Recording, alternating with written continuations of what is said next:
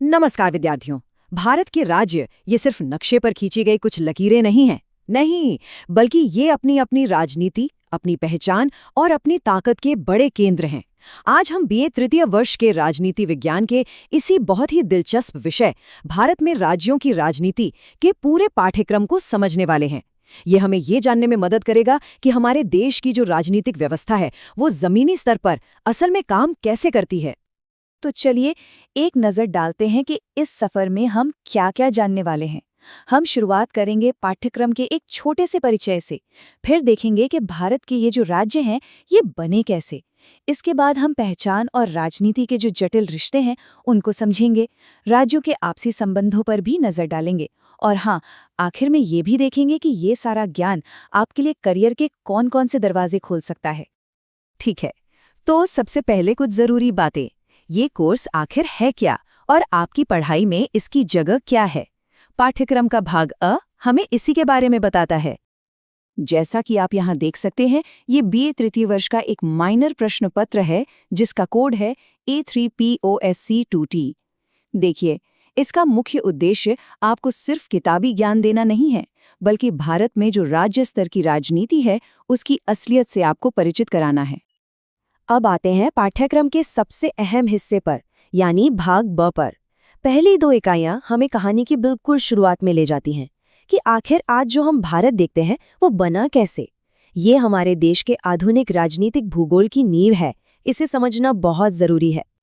इकाई 1 में हम आज़ादी के बाद के उस तूफानी दौर में चलेंगे जब सैकड़ों रियासतों को एक देश में पिरोने की एक बहुत बड़ी चुनौती थी। हम जूनागढ़, हैदराबाद, गोवा और कश्मीर जैसे राज्यों के विलय की उन जटिल और बेहद दिलचस्प कहानियों को पढ़ेंगे जहां पर बातचीत, दबाव और राजनीति सब कुछ दांव पर लगा हुआ था। और फिर इकाई 2 इसी कहानी को आगे बढ़ाती है।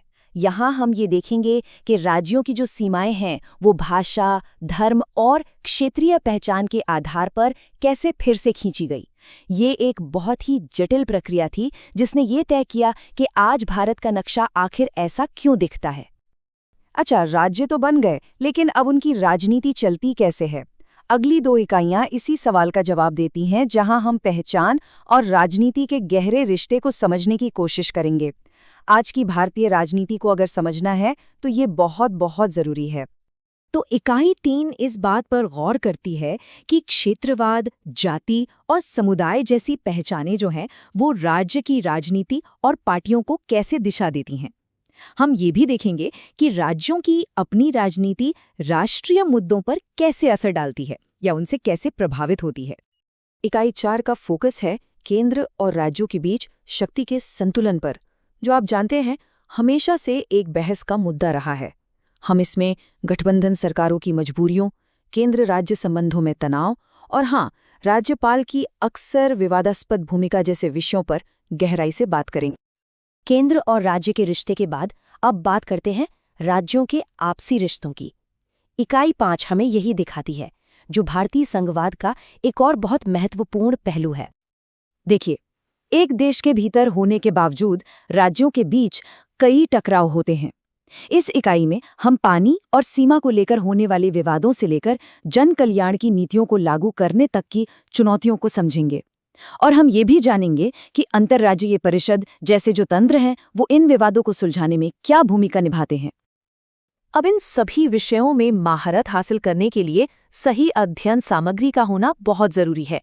पाठ्यक्रम में कुछ बेहतरीन किताबों की सिफारिश की गई है जो आपको न सिर्फ परीक्षा में अच्छे अंक लाने बल्कि विषय को गहराई से समझने में भी मदद करेंगी। यहाँ कुछ प्रमुख किताबें हैं। उदाहरण के लिए पी शर्मा की किताब रियासतों के एकीकरण को समझने के लिए एक क्लासिक मानी जाती है। वहीं रजनी कोठारी के विश्लेषण के बिना भारतीय राजनीति की कोई भी चर्चा अधूरी ही मानी जाएगी। ये किताबें आपको अलग अलग मुद्दों पर विद्वानों के दृष्टिकोण से परिचित कराएंगी। तो एक सवाल उठता है कि इस सब को पढ़ने का आखिर फायदा क्या है? देखिए, ये सिर्फ एक अकादमिक विषय नहीं है। चलिए देखते हैं कि राज्य की राजनीति का ये ज्ञान आपके लिए करियर के कौन-कौन से रास्ते खोलता है। चाहे आप सिविल सेवाओं में जाना चाहें, एक पॉलिटिकल एनालिस्ट बनना चाहें या पत्रकारिता और नीति निर्माण में अपना करियर बनाना चाहें, राज्य की राजनीति की गहरी समझ एक बहुत ही जरूरी स्किल है। ये आपको स्थानीय राजनीतिक समीकरणों को समझने की वो क्षमता देती है जो इन सभी क्षेत्रों में सफलता के लिए बहुत महत्वपूर्ण है। और अंत में चलिए इस सवाल पर सोचते हैं।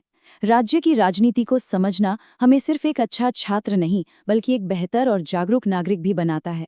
ये हमें सिखाता है कि सत्ता असल में काम कैसे करती है, हमारे एक वोट का क्या मतलब है और हम अपने राज्य और अपने देश के भविष्य को आकार देने में कैसे भागीदार बन सकते हैं।